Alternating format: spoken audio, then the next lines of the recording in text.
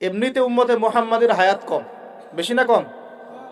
আগেকার উম্মত হাজার হাজার বছর বেঁচেছে, তাই না? 500, 200, 300, 400, 500 বছর বেঁচেছে। তা আমাদের 60-70 বছর। এর মধ্যে যদি এই সুযোগগুলো কাজে না লাগাই তাহলে হবে? আল্লাহ পাক আমাদেরকে এইভাবে আমলের মৌসম খুঁজে খুঁজে আমল করার তৌফিক দান করুন। প্রতিদিন আমরা একটা করে হজ আর একটা করে ওমরা করতে পারি। প্রতিদিন একটা করে হজ, একটা করে ওমরা করা সম্ভব। বলতে পারেন ভাই কিভাবে? এই হাদিসটা শুনেন। আল্লাহর নবী মুহাম্মদ সাল্লাল্লাহু আলাইহি ওয়াসাল্লাম বলেছেন, আমি এবারও সবগুলো বলতে গেলে অনেক সময় যাবে, খুব সংক্ষিপ্ত করে বলছি।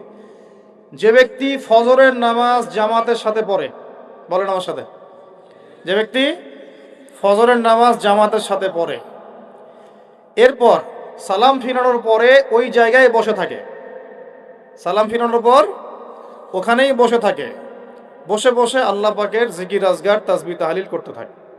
ধরেন আপনি আয়াতুল কুরসি পড়লেন, 3 কুল পড়লেন, ঠিক আছে, আপনি সুবহানাল্লাহ পড়ছেন, আলহামদুলিল্লাহ পড়ছেন, আল্লাহু আকবার পড়ছেন, মানে যেগুলো জিকির আজগার, মাসনুন জিকির আজগার, যেগুলো অথেন্টিক, প্রমাণিত।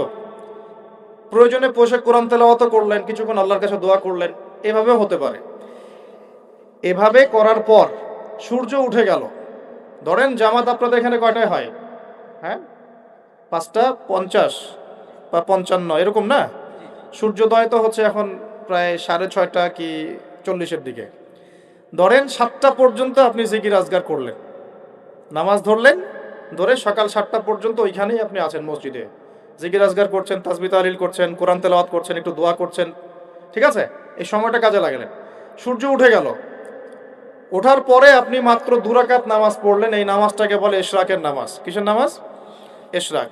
এবার আপনি চলে গেলেন, মসজিদ থেকে বের হলেন। নবী সাল্লাল্লাহু আলাইহি ওয়াসাল্লাম বলছেন, এই ব্যক্তির আমলনামায় একটা কবুল হজ, একটা কবুল ওমরার নেকি দেয়া।